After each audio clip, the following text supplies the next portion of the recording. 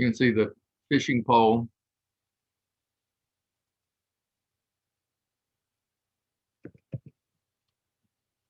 Let me get rid of the recording sign.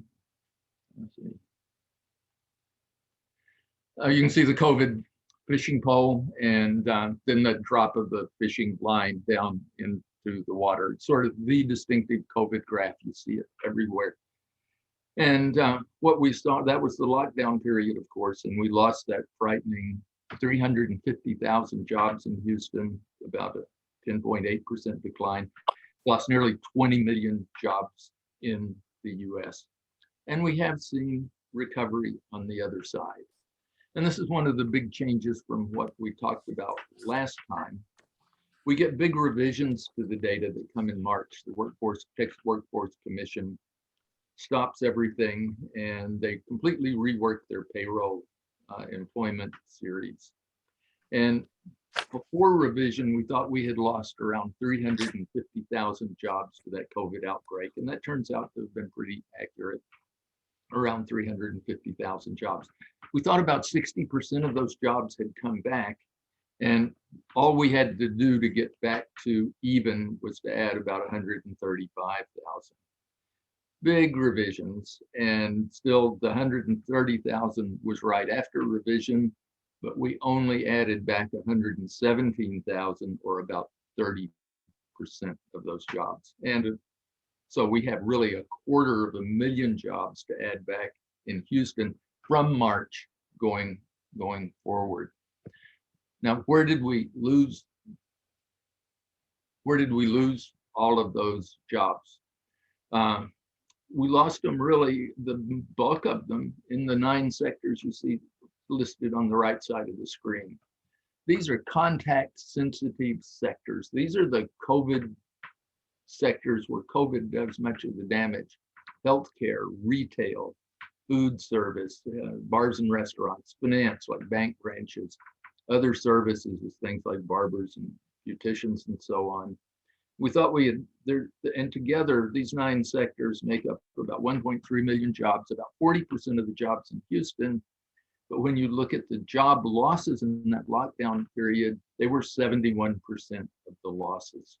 So those losses were immediate COVID-related jobs, really tied to contact sensitive behavior. Either the public was frightened to go to a bar or a restaurant, or the healthcare authorities just closed those bars and restaurants down. And in terms of recovering those jobs, if you look at the right side of the screen here, this is month-to-month changes. And those month-to-month changes that you see, you can see the lockdown period, obviously. Payrolls collapses, those social distancing kind of services, those 9 service sectors, they collapse right along with it. But then you see a bounce back, and you see the bounce back come immediately in May and June. And we added quite a few jobs back through July, and then it just stopped. We really added very few jobs back after that. It was as if there was some sort of COVID-related ceiling until we get to March. Suddenly the vaccine becomes more and more widely available, and March, April, and May, we're adding back substantial numbers of jobs again. In terms of all the payrolls, we now are back to about 64% of those jobs having come back. And in terms of the 9 socially distancing sensitive sectors, about 82% of those jobs are back again. So obviously it's the vaccine that's doing the bulk of the work.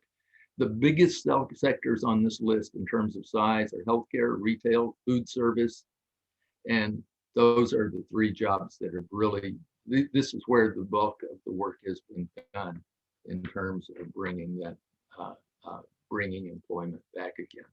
I can tell you, you can tell just exactly the same story by looking at unemployment. This is the unemployment rate on the left side of the screen. And we went from about 3.5% employment before the pandemic, historically very low rates. Suddenly it spikes to 14%. By the middle of the summer, July or August, We have worked our way down to around 8%, and then we can't make any progress from there until the last few weeks. And now we're down to about 6.6%, which is well below historic unemployment rates. We've seen 6.6% many times, and hopefully we're just getting started here. Basically, we still have about 88,000 people who are out of work, formerly unemployed. Formerly unemployed, you have to actively be seeking work to be unemployed. And we have a number, about 28,000 more people who are out of work, but discouraged and not looking for work right now. So we have terrible news on employment without any question whatsoever. And we lost 212,000 jobs in the great oil bust of the 1980s. And now we lose 350 in a couple of months. And that's the chart you see on the left here. You see that horrible news, exactly the same chart I showed you before, but compare it to that fishing pole chart, compare it to the one on the right, and it's the fishing pole chart turned upside down. It's a huge positive shock, and this is a shock to personal income. And this is the stimulus at work. The federal stimulus arrives in April, right in the middle of this, and that is an April spike. And as it turns into the red line, that's where you see the second stimulus that came in December, January from the Republican Senate, and then you can see the Democratic stimulus that comes in February and March, and how that has again added to personal income. The main thing you need to know from this chart is that collectively throughout this downturn, we have never been richer in our life. Many people suffered. I don't want to say that didn't happen. I'm saying that collectively, we have never been richer than when we had this pandemic. And it's a stark contrast to what happens on the left side of the screen. $2.5 trillion turns out to be a lot of money. That's about $20,000 per household. About half of that went directly into individual bank accounts. And then we did it again with stimulus 2 and 3 with those December, January packages again. And again, about half of that went almost directly into people's bank accounts, again, adding substantially to where we are. This chart sort of lays things out fairly explicitly. Every point on this chart asks the question, are we above or below where we were last February before the pandemic started? For example, if you look at this red line, as you go along that red line, you're looking at the wages and salaries and income of the self-employed. This is the big piece of personal income. This is what counts as personal income. This is our paycheck, right? And those paychecks took a huge hit, about 10%, almost immediately as soon as the lockdown period hit. And it took us a long time to work our way back up to the point in this November, December, where collectively wages, salaries, and income of the self-employed was back above the high levels. Now, this doesn't say anything about stimulus. This is just what we were making before the pandemic. The blue line adds in the stimulus payments, and you can see that in April, as the 10% losses happened in wages and salaries, stimulus added in enough money to put us at 10%, our personal income 10% higher. And our personal income stays above pre-pandemic levels throughout this period, and then comes stimulus 2 and then stimulus 3. So we found ourselves basically, as I said, doing better than we have ever done before. And it explains these huge retail sales numbers. You see the latest May numbers, just as that stimulus really begins to arrive in people's bank accounts. You can see that total retail sales compared to pre-pandemic levels were up close to 20%. Auto sales up over 30%, e-commerce 30%. If you look back a couple of months at this list of items that are for sale here, which you would have seen a very distinctive COVID pattern just a couple of months ago. you would have seen even after the stimulus arrives, bars and restaurants, they're the only negative item here. And those would have been very negative just a few months ago. Groceries would have been strongly positive in contrast. Gasoline would have been strongly negative. Now you can see it's positive. And there was a very distinctive COVID pattern to our spending until the vaccine arrives in just the last couple of months. And you can see this distinctive COVID pattern rapidly disappearing. And that's certainly very, very good news for sure. And Houston shares in this. It's as simple as that. We don't have really good retail sales data on Houston, except through the third quarter of last year. But we do see in that third quarter, when the first stimulus arrived, a big jump in retail sales of about 9% as soon as it came in the third quarter. You can look at auto sales. You can look at stimulus,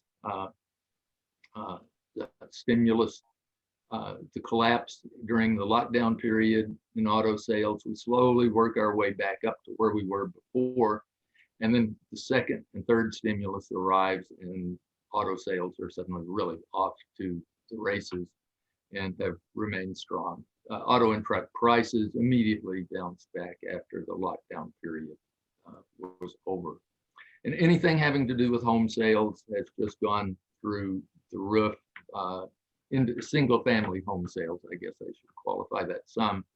But you can see the lockdown period briefly knocked everything down in March and April. And since then, it has simply been gangbusters. You had the big drop in interest rates, check from the federal government for your down payment, and everyone locked at home with their spouse and their kids, and an extra bedroom would have been good.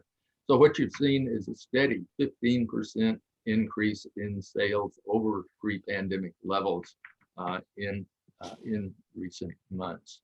And if you have a house to sell, you better have someplace else to live, because there's really not much left. Probably nothing you'd want to buy anyway. You're down to a 1 month supply, about a 1.3 month, about a 6 week supply of existing homes, where you normally would have 6 months, and no supply, super strong demand, and the shock absorber is price, and you get nearly a 20% increase in a short period of time in the price of a new home.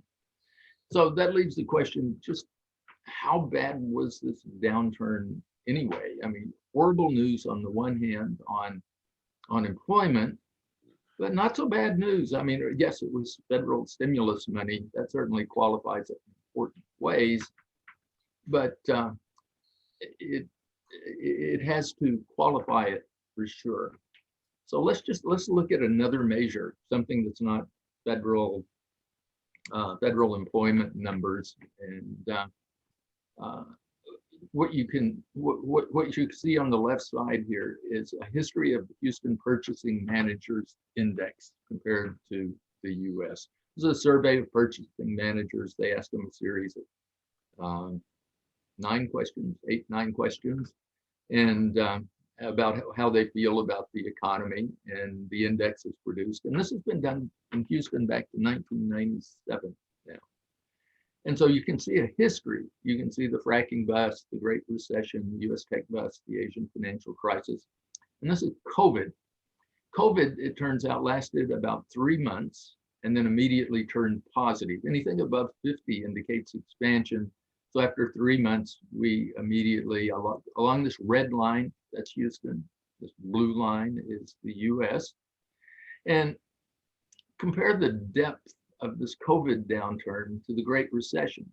I said, we've seen worse before. The fracking bust first, then the Great Recession. But then it was worse than the Asian financial crisis or the tech bust, at least according to this particular measure. So historically, we're not out of the ballpark. Okay. We've seen this Thank you very much. I really appreciate it. And you can see the COVID recovery on the right side, the recovery from COVID on the right side. The bad news is that we're certainly lagging the rest of the country in terms of this recovery. There's another way to think about growth and to think about the key drivers. Bart Smith, when he was my predecessor at the University of Houston, he loved the idea of looking at the local economic base to understand what's happening here. And when you talk about the base, all you're looking for are those industries that drive growth.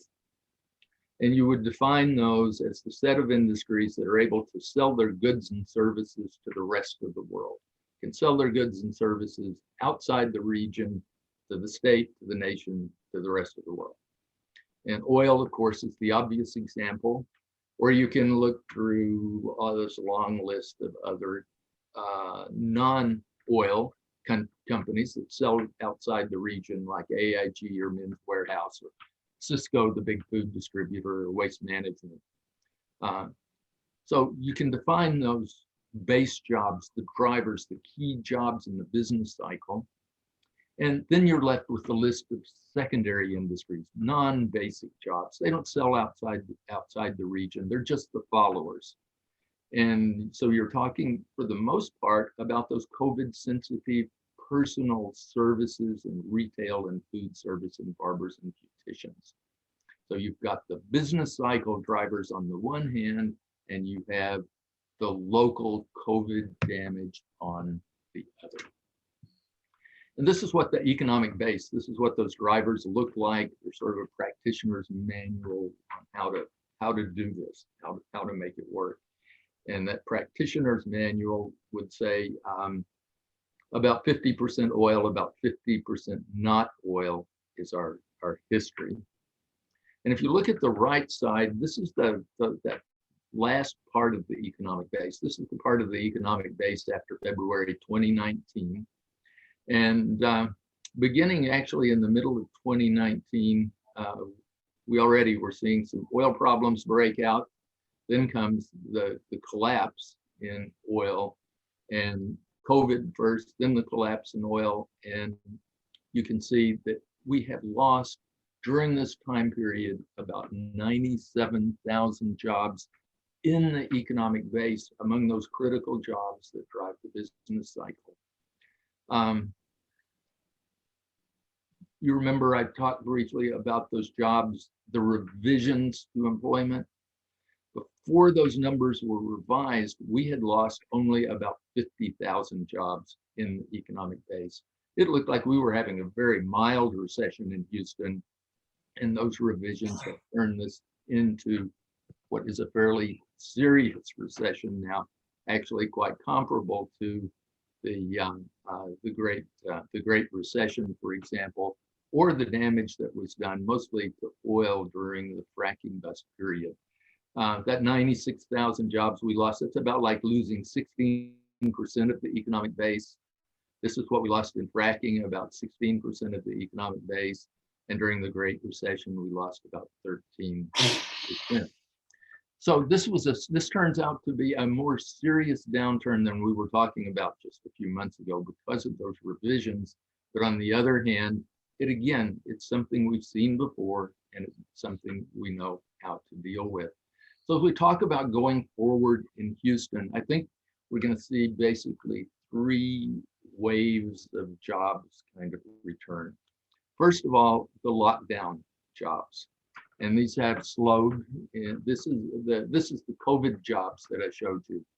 So far, we have about 60% of total jobs. Big start, nearly 80% of those COVID jobs, but we're starting to see them really slow down. And I think we're short.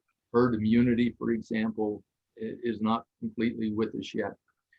School just started, and a lot of low-wage workers, especially women, are going to wait until September before they make any kind of big push to go back to work.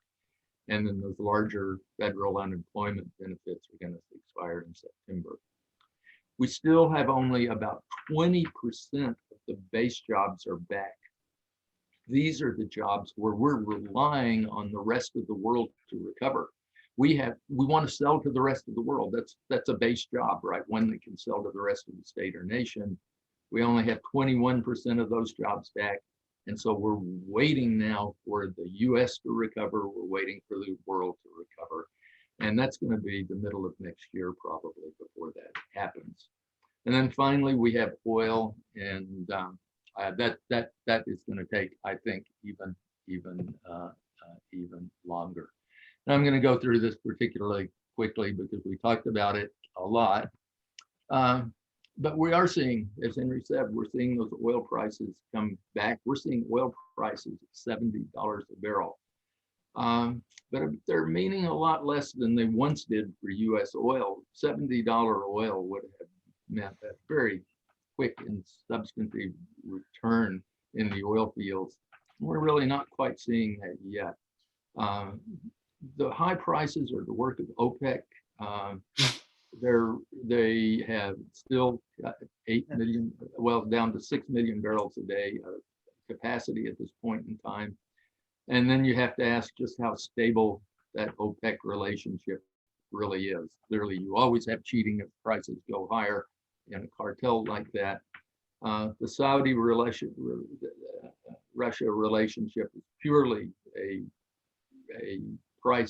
oil price driven convenience, and they don't like each other much apart from that. And then you do have probably Iran's pending return in September. And US producers have not really responded much to this. A lot of companies, at least through the first half of the year, they hedged at 50 and 55 bucks. So they were reluctant to respond. And they still have some big financial problems out there. You can see the history of the rig count on the left side of the chart here. 2,000 working rigs in 2014. OPEC ends $100 oil, pulls the plug on $100 oil, and we wind up with a rig count of about 440 at the bottom. Then we bounce back to 1,000 working rigs briefly. Then it turns out the industry doesn't really know how to cope very well with $55 or $60 oil and begins to slides into a serious credit crunch. And then COVID comes along on the heels of that credit crunch. We wind up with 270 working rigs. And so far, we've only worked our way back to around 460, 65 working rigs. At least that was the average in May. So it hasn't been a big bounce back at this point in time. And the other thing you can look at is certainly there were a very large number of drilled but uncompleted wells in inventory when the downturn came, that big final bust came in May of 2020. And they have been working their way through this inventory without any question. You can see that both in the Permian and in all of the basins, it's down substantially. The average is they've taken about 160 wells per month out of inventory across for the U.S. as a whole. And actually recently that's accelerated into over 200 wells per period. But fracturing and completion crews, kind of like the rig count, we're still hardly back to 2018 levels. 2018, we had 500 crews working, with barely half that at this point in time, sort of comparable to where we were actually in terms of the number of fracking fleets working, very comparable to where we were back in 2016 and 2017. And we've lost 35,000 jobs since we peaked in June of 2020. And in Houston, at least, those jobs are just barely coming back, if at all. We are really not seeing much of a return. I do hear very good reports about what may be in the near future, but so far, at least if you trust the data, big question always, we've yet to see many jobs come back. And I think the bottom line is the industry has now been through 3 huge rounds of bankruptcies. One in 2015 and 16 when OPEC pulled the plug on oil prices, then the credit crunch, and then the COVID crisis. And collectively, this industry has now taken $300 billion in industry assets through the bankruptcy courts. About 60% of that producers, 40% oil services, and it's no surprise that we've seen the industry we have seen Wall Street pretty much turn their back on the industry. That kind of a modern record. That's turned around in just the last few months, but that's based on some first quarter earning reports. And those reports say that US producers have committed to rewarding investors by diverting 20–30% of their free cash flows to dividends. They realize they're not a tech stock, and they're now a value stock, and they're going to have to be rewarding investors in the industry. And as a result, they have basically committed to just trying to hold the production that they currently have. And for the U.S. production numbers, that means they're holding about 30. They're trying to hold it around 11 million barrels per day instead of the 12.8 we were at. So Houston is going to be a slower growing place. 2% growth previously. That's our history back to 1990. That compares to 1.1% growth for the country for Houston, for the nation as a whole. I'm sorry. And I think the damage that's being done to oil. I mean, when you say you're diverting 30% of your cash flows to investors, that's 30% that doesn't go to oil production, to rigs, or to employment. So you're talking about less oil, a smaller oil industry, and slower growth. And my guess is that Houston's long-term growth, and I've been doing this 32 years, and this is the first time I have ever cut Houston's long-term growth from 2%. And I've cut it down to 1.7%. That would compare again to that 1.1%, which is the US history. So it's hardly the end of the world, but it's not the 2% we once enjoyed. It's 1.7%, and certainly better than 1.1%. And if you pull all of this together, again, I described how I think the jobs are going to come back. First, those COVID jobs will certainly accelerate by this fall and should return really quickly by early 22 at the worst. The U.S. forecast, the U.S. economy that we're relying on to bring those base jobs back, most of the forecasts, like the survey of professional forecasters, has those jobs by late 2022. And the earnings reports from those U.S. producers say they have committed to no production gains until global growth stabilizes and OPEC spare capacity is pretty well absorbed. So we're talking about slower and lower for oil and a while before those jobs really begin to make a return in significant numbers. I do have, strictly for planning purposes, a high forecast and a low forecast. The medium forecast depends on $65 oil. And just for planning purposes, I put $80 oil up here as the stake and $40 at the bottom. And here is our problem as we talk about what happens to payroll employment from here. This is one of the charts Bob said people probably don't understand, but it's important to me. Here's the thing. This is your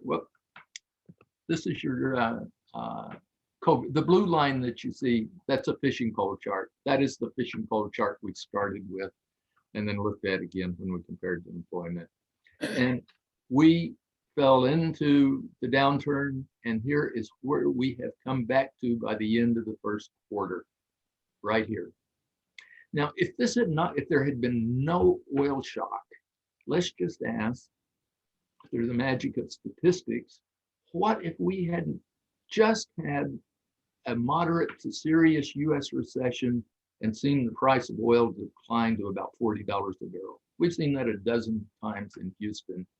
And in fact, this is what it looks like. This would be our future right here. And so we're here, As the shock part of it goes away, that's what happens with the vaccine. That's what happens over the next few months. Shock goes away. We'll get back on that red line. I just have no clue what happens in between times.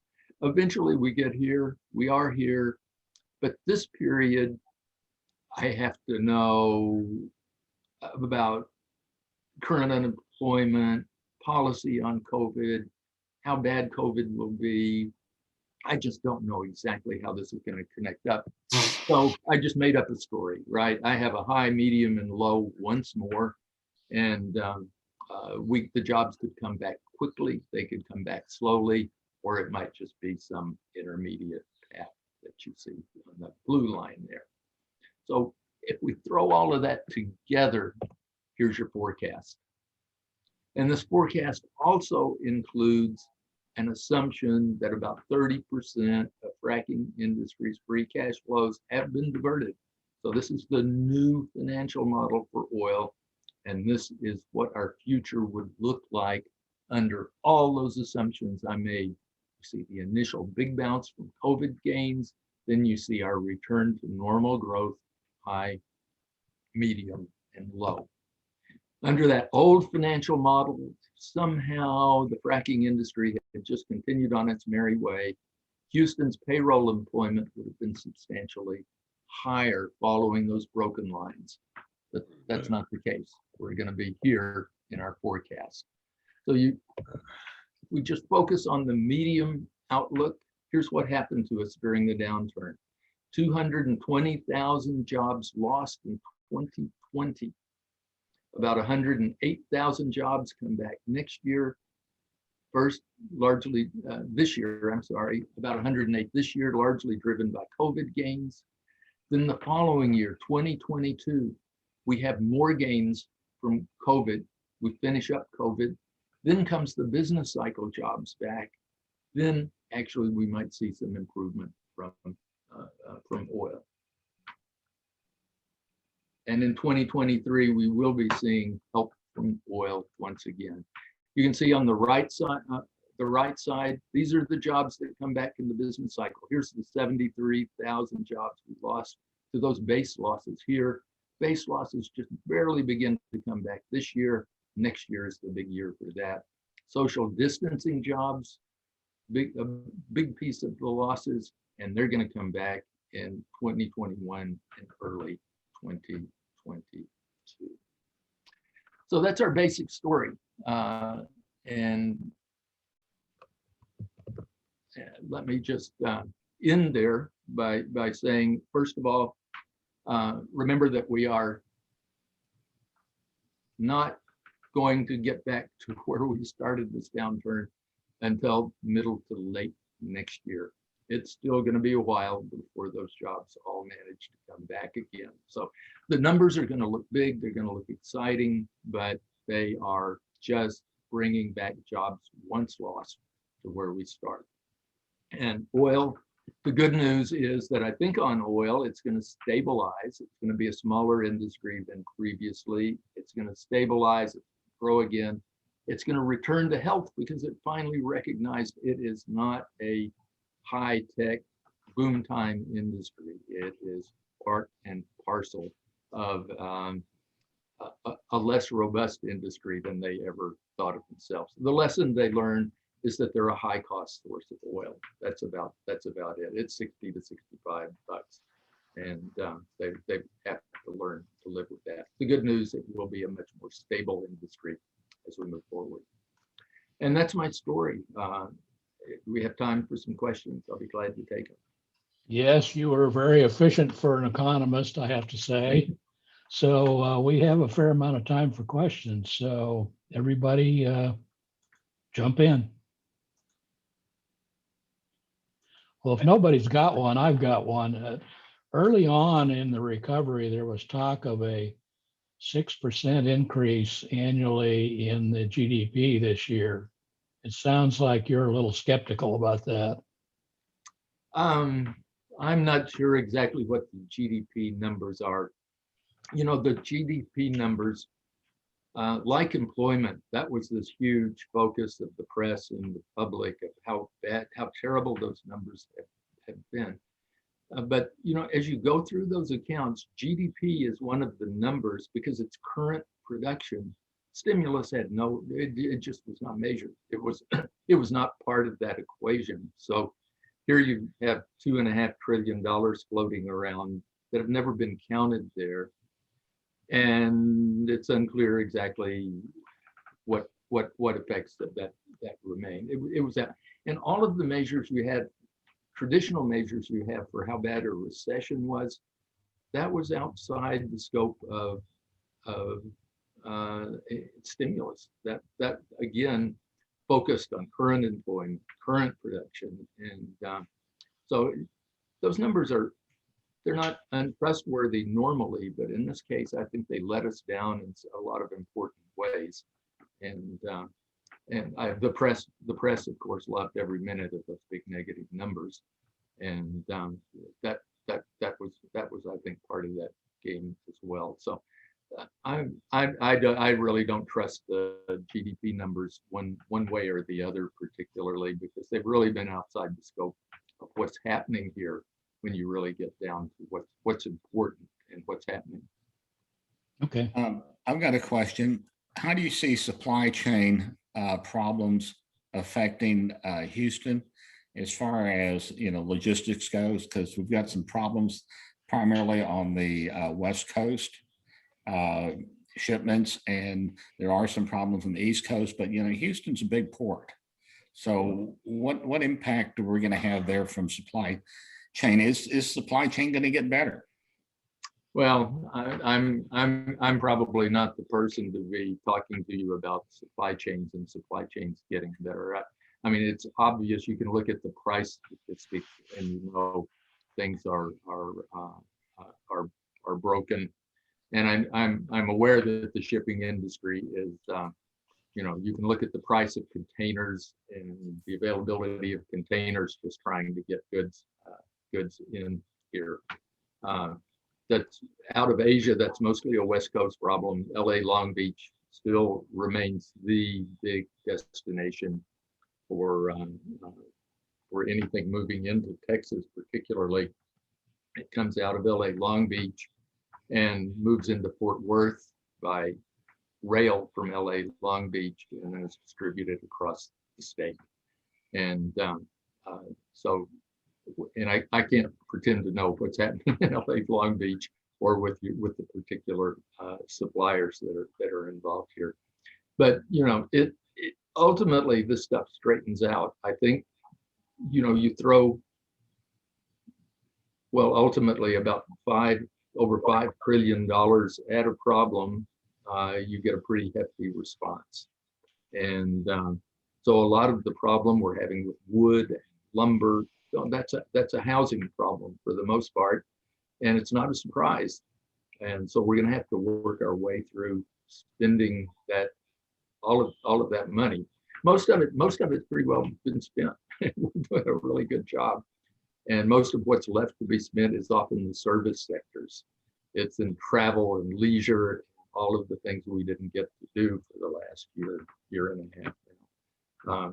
So I think we can work our way through this without too much trouble. We're just going to have to accept the pain that goes with straightening these supply chains out. Bill, I've got a question. Has anybody looked at the regional economic multipliers and tried to figure out what it is approximately? For multipliers for outside activity coming in, for instance, if you put it's probably on for the whole shooting match, it's about 3. Okay, well, that's not too bad. Yeah, you get about 3 jobs for every one outside. So, but it changes over the business cycle. That ratio of inside to out can change pretty drastically over the cycle. Do you use a formal IO model? I don't. I have one, but I don't use it for this kind of thing because Houston is such a very particular kind of industrial structure. And we have this huge relationship to oil. And what you get if you use either one of the commercial or BEA systems for IO, what you get is a US table that's just been rebalanced. And it does not take explicit account of exactly how any of these sectors relate to oil, which is going to be Okay. different in Houston than any kind of rebalanced IO table you can imagine. So I use the crudest possible measure, which is, like I said, it's kind of a practitioner's manual calculation of location quotients, they call it. But really, you can't do much more than that in a practice. Okay, for the non-economists on the call, can you give us a brief overview of what an IO model is? It's all of the interrelationships. It's it tells you can take every industry sector in Houston, and for some of them they'll have 300 or 400 industry sectors, and they will tell you who buys what from whom in every sector. So you have a two-way table, who buys what where. And that's great on a national level. And if you live in Dallas, for example, which is probably a good reflection of a national economy with a significant financial sector and a big airport, like Atlanta probably, Yeah. then it's probably a good reflection. It'll give you, but if you get to Houston or Detroit or San Jose or any of these big metro areas that have a huge complex that's highly specialized, those interrelationships, trying to take the US table and apply it to Houston is just a big mistake. Okay. I always thought of an IO model as kind of a humongous big Excel worksheet. Well, it is that, but then you can do lots of fancy things with Right. it. Will Right. give you those multipliers. You have to invert that worksheet to the matrix. So on. I have a Okay. question. I have a question. Sure. Well, in terms of I heard you speaking about the oil and gas recovery, but I heard that also in the last year, Houston has taken steps to foster more development of the transition energy. And I heard a couple of incubators for clean energy or for the transitional energy. Like Houston is also moving in that stage. So can you please tell us like what's going on and what Houston is doing, whatever you know, if you know anything about that aspect? Well, let me say there's obviously a lot of politics that play into those kinds of decisions. I'm not close enough to any of it to know. Politics are playing a very big role in most of what's happening in all of this discussion. If you went back, let's see, if we went back to the middle, well, you go back to pre-COVID times, and there would be big pressures on Houston to just diversify, because we don't want that oil industry. It's too volatile. We don't want to live with it. Those kinds of pressures have always been there. And the answer is, well, if you don't like it, you're going to wind up with a 1.1% growth rate.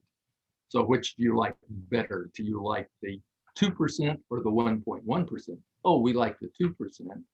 Well, I'm sorry, but you real estate developers out there need to learn to fasten your damn seatbelt and not get carried away every time the price of oil briefly hits $100 a barrel, which happens every time. Well, just look at our office space in Houston right now. It's a travesty. And that right now I could go into a long story about the politics that and the silly decisions that are really being made now, I think, by the administration in trying to figure out exactly. It's as if they know our technological future. Somebody just needs to explain the basics, that 80% of the American energy system is fossil fuels.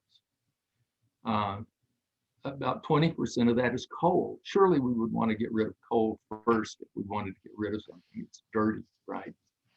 And if you take the 3% that equals of the American energy system. 3.5% is wind and solar at this moment in time. So basically they're saying, well, we're just going to rework the entire American energy system and recreate it in the space of the next, probably 8-9 years. We can do it. Well, Tomorrow. We want to change it tomorrow. That's just stupid. It's not, but that's where the politics have gone. And if you just have to be responsive to the politics. And so we wind up with a lot of this nonsense about where our future lies. And now you've got me on my horse now, but basically, look, outside of the middle class United States and Europe, I don't think the rest of the world's that concerned about carbon at this point in time. It's more like dinner would be nice, right? And so there's it's politics all over again. And sure. And I know that I think there really might be an excess 16 gigatons of carbon that goes into the atmosphere every year. But if we need to do something about it, do cap and trade, do a tax on carbon. Don't sit there and say, oh, I know the technological winners. We all need an electric car. That'll solve the problem. I don't think so. I mean, I've heard that Houston has opened up a major incubator for transitional energy, but you don't think that these are going to go anywhere or change the energy portfolio, the workforce, the Houston workforce portfolio moving more and more from the oil and gas towards the clean energy. You do not think so? Houston's gift that it has had since Spindletop. It was a direct offshoot from Spindletop. We just happened to be the closest place where there was a good rail center, a good rail center and telegraph. And that was like having the best high-speed internet and biggest airport in those 100 years ago. So we were set for life, basically. But what makes Houston important is this giant cluster that's come together of oil-related activity in Houston. These are the best paid, highest demand engineers in the world. And you're not going to replace those with battery technology, or you're not going to replace that kind of work. Those clusters of activity, you see one for autos in Detroit, you see one in San Jose for tech. They're very special places, individual places. Those are the best paid jobs in Houston by far. And I don't know what they think they're going to replace them with. Most, rooftop solar, that's a plumber's assistant's job. I don't think it's going to pay that well. So okay. Anyway, I'm skeptical that there will be the big changes that are anticipated. I'll put it. Well, thank you very much. I still have one more question that I will leave the platform now for others, and I can ask my question later, Okay. or I could ask it now. Well, nobody's jumping in. Why don't you ask it now, Henry?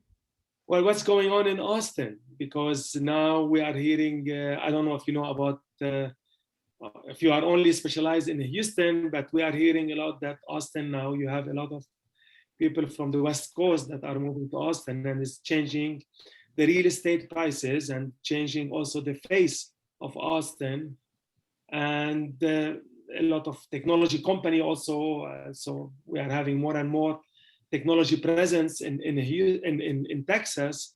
But do you have any opinion to share with us about what's going on in Austin, please?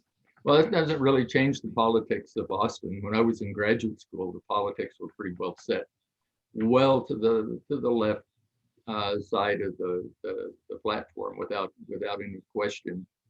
And I, in a way, I think it's one of these clusters where people who like to be close to other people who think like them, and so Austin becomes the magnet for that sort of thing.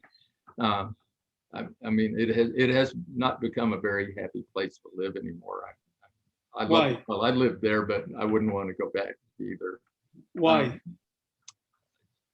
Have you tried to drive through the middle of town or drive the freeway through town? It's awful. It's impossible to get around Austin, and it's a very expensive place to live now, increasingly expensive. So. We got time for about one more question. Eric, I saw you waving your hand. Yeah, so sort of dovetailing off of what Henry was talking about and the population growth in the central Texas area. You know, right now there's not a lot of clamoring about water as a resource, but there's, you know, it's not very uncommon to hear about the shortage of water from aquifers that they pull from over there. And just, you know, is there an impact that we should expect from the population growth there for a resource like water? Well, you know, I guess I'm not being up to date on water and not really know. I guess I always think of that as more of an Austin problem. I'm sorry, more of a San Antonio problem with their with the problems they've had there in pumping water and the fact that it keeps just getting deeper and deeper. Like much of the rest of the Texas, all of West Texas around Lubbock, for example, is facing significant water issues.